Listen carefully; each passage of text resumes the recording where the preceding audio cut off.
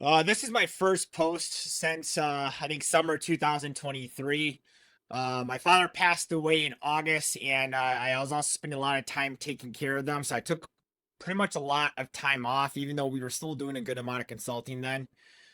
So I will be posting more YouTube videos and just videos, instructional videos as I can. And I also will be speaking at ISS in 2024 April in Vegas. My topic actually will be on feasibility studies and factors that you don't consider. That will actually be my probably first public appearance and probably the last year anything self storage. So hoping I will see some of you there. Today, I want to talk about something that has came up a lot in our consulting. So one of the things that we do is that let's say you want to be the GC for your project. So rather than paying an upcharge of 10 or 20% to a general contractor, you basically want to manage it yourself because let's say that you already are a concrete contractor, so you have some of those. We actually teach you how to manage those contractors, but also more importantly, when to ask and what to ask and when.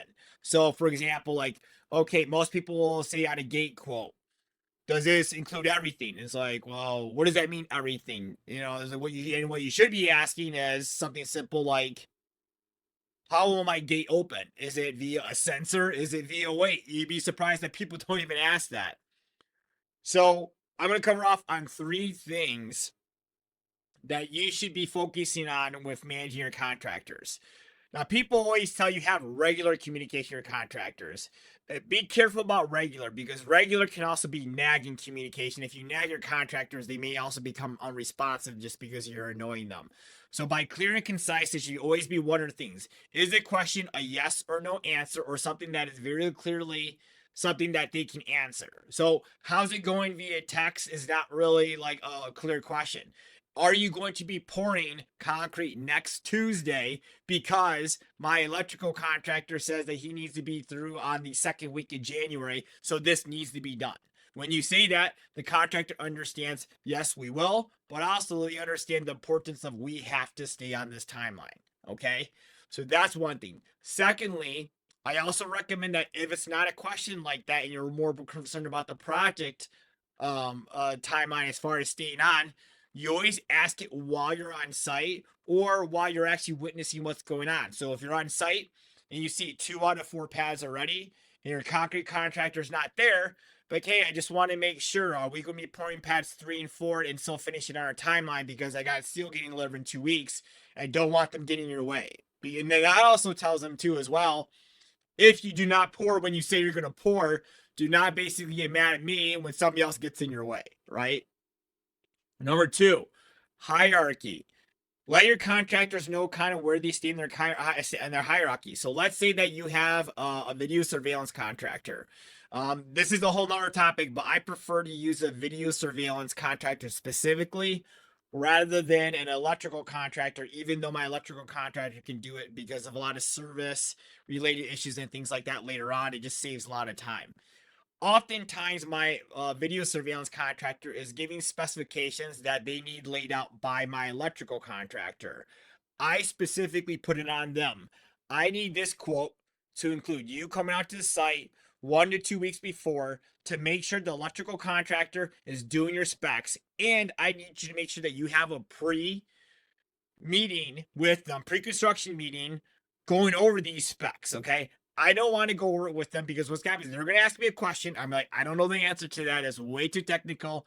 Ask Mike, and then Mike's going to answer it. There's no point in having me there. So I'm putting on you. If the specs are not done to your specs, it is your fault and you will pay for it. So you have to basically budget in that one pre-construction meeting and also on site visit to make sure those specs are done. Okay. Another way can be that my excavator and engineer often disagree. So a lot of times I tell my excavator, like, you're on site, you see things before my engineer does, because he's only looking things at a computer when we tell him to look at it. So because you're on site, I need you to tell me if you think something's wrong or you need anything to be changed, let me know, and then I will talk to the engineer, or I will have you basically reach out to them and see what their opinion is. But I need you to speak up, okay? Some contractors are used to people wanting to be in charge and being an order taker. I don't act that way with my guys. I want their opinion. I want them to be on my team, and I treat them like a part of my team. Number three, understand your contractors' timelines. I cannot believe that this is not like rule number one. Hey, understand where they're coming from. So I'll give you an example. We had a site that we had an asphalt contractor. And that asphalt contractor, we told them our timeline. They're like, yeah, I can squeeze it in that week. And so about 2 or 3 weeks later, we kind of got some indications like, hey, just so you know, we might have some steel delivery days around this. Are you able to have some flexibility within this week, or is there a better time frame to work with you?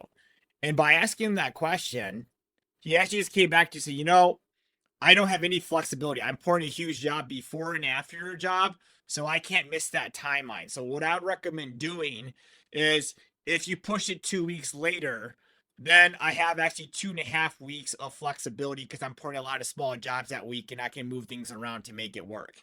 So rather than basically having it miss our first line on trying to scramble to get everything going and possibly having maybe actually fill up that later timeline you had available, but you know what? Let's not take that risk. Let's just make sure that we stay on timeline for this new one. So we bumped them 2.5 weeks down. We did miss timeline, and we actually ended up working on the timeline that we were working on anyways. And so by understanding that, hey, he also has things that he's got to work. He's got to manage a business. He's got clients even bigger than us that he's got to keep happy. We're able to work around his schedule in a way that worked around our schedule by understanding what his schedule looks like. So understand where your contractors are coming from. So that's it for today. I'm going to summarize again. Clear and concise communication, not regular or nagging communication. Hierarchy. Have everybody understand where they stand and what they need to do to work with other contractors to get what needs to be accomplished. And number three, understand everybody else's timeline, not just your own. You need to understand everybody else's timeline to stay on your timeline or to stay on your timeline when things do not go right.